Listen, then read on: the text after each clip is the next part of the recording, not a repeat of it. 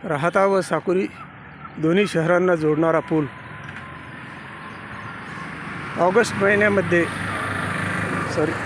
जानेवारी महिन्यामध्ये या पुलाची काय परिस्थिती होती हे या परिसरातील नागरिकांना अतिशय चांगल्या प्रकारे माहीत आहे।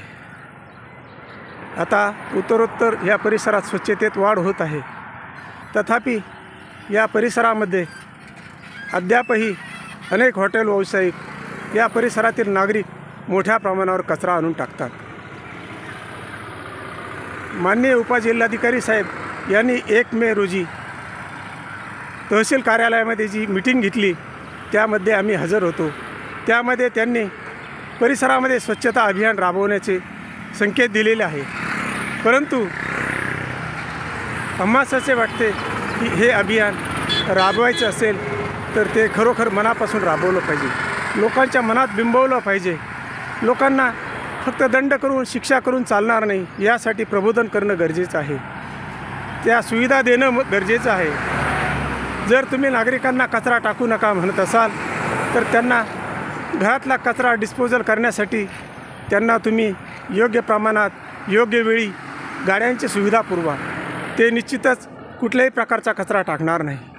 तसेच हॉटेल व्यावसायिकांसाठी सुद्धा तुम्ही त्यांच्या वेळेनुसार किंवा टायमिंगनुसार गाड्या चालू शकतात। तसे केल्याने ते हॉटेल व्यावसायिक या ठिकाणी येऊन निश्चितच कचरा टाकणार नाही। आपण बघू शकतो ह्या पुलाचं जे एक्सटेन्शन करण्यात आलेलं आहे साधारण 8 ते 10 वर्ष झाली।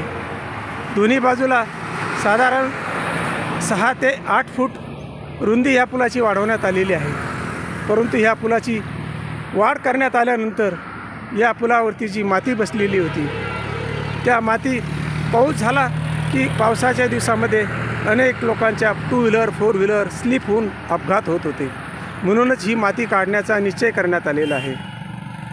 आपण बघू शकता किती मोठ्या प्रमाणावर ही माती साचलेली आहे। अर्थात शासकीय पातळीवरती शासनाचे नियम आहेत, मापदंड आहेत, मानांकन आहेत, त्या मानांकनानुसार प्रत्येक शासकीय व्यवस्थेने आपलं कार्य करणं अतिशय गरजेचं आहे।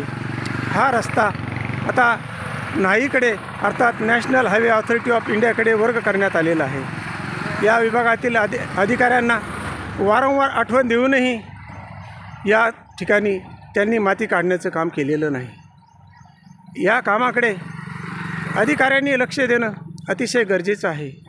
हे न केल्यामुळे ही राष्ट्रीय संपत्ती जी करोडो रुपये खर्च करून बनवण्यात आलेली आहे, निर्मिती करण्यात आलेली आहे, ती वापराविना पडून आहे। या ठिकाणी या पुलावरती या परिसरातील काही सुज्ञ नागरिक कावळ्यांना खाण्यासाठी भेळ सेव वेगवेगळे खाद्यपदार्थ टाकतात। हे खाद्यपदार्थ खाण्यासाठी कावळे येतात, पक्षी येतात, पक्षी आले म्हणजे कुत्रे येतात आणि पर्यायाने कुत्र्यांची येथे वसाहत वाढल्यामुळे परिसरातील नागरिकांना या रस्त्याचा वापर करता येत नाही। म्हणूनच नागरिकांनी या पुढील काळामध्ये सुज्ञ होणं, स्वच्छता ठेवणं हे अतिशय गरजेचं झालेलं आहे। आज या परिसराला स्वर्गासारखं वैभव प्राप्त व्हावं, राहता शहर हे खरोखरच ऐतिहासिक शहर आहे। या शहराला पार्श्वभूमी आहे, राहता तालुक्याचं शहर आहे आणि शनी शिंगणापूरवरून शिर्डी किंवा शिर्डीवरून शनी शिंगणापूरकडे जाणारे देश विदेशातील तसेच भारतातील प्रत्येक राज्यातील नागरिक या ठिकाणाहून जात असतात। या नागरिकांना जाणवलं पाहिजे की कुठेतरी स्वच्छता आहे। आज आपण सर्वत्र बघितलं तर रस्त्याच्या कडेला कुठेही जा, प्रत्येक ठिकाणी अस्वच्छता अतिशय मोठ्या प्रमाणावर दिसून येते। प्रशासकीय पातळीवरती निकष अधिकाऱ्यांनी आपल्या अधिकारांचा वापर केला तर हे निश्चितच काम चांगलं होऊ शकतं। याची जागृती व्हावी, हे काम प्रत्यक्षात व्हावं यासाठीचा हा एक छोटासा प्रयत्न आहे। आपण करा अथवा नका करू, परंतु एक दिवस आपल्याला हे काम निश्चित करावंच लागेल।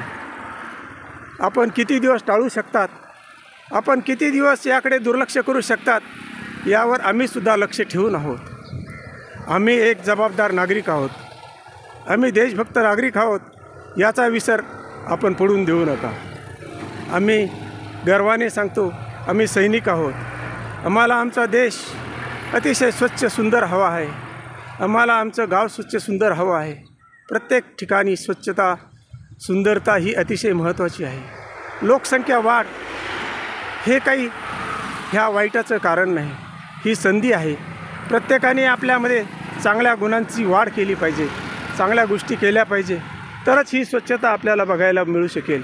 अन्यथा या राष्ट्राचा लाखो करोडो रुपयाचा निधी हा लोकांच्या आरोग्यावरती खर्च होतो आहे. आरोग्य खर्च झालं म्हणजे काम करणारे हातसुद्धा निष्काम होतात, पर्यायाने राष्ट्राचं नुकसान होतं. म्हणूनच राष्ट्राची प्रगती व्हावी, सर्वांगीण विकास व्हावा, यासाठी सर्वांचं आरोग्य निश्चितच चांगलं असणं गरजेचं आहे. आणि त्यासाठी प्रत्येक नागरिकाने आपलं कर्तव्य करणं अतिशय गरजेचं आहे. जय हिंद, जय महाराष्ट्र.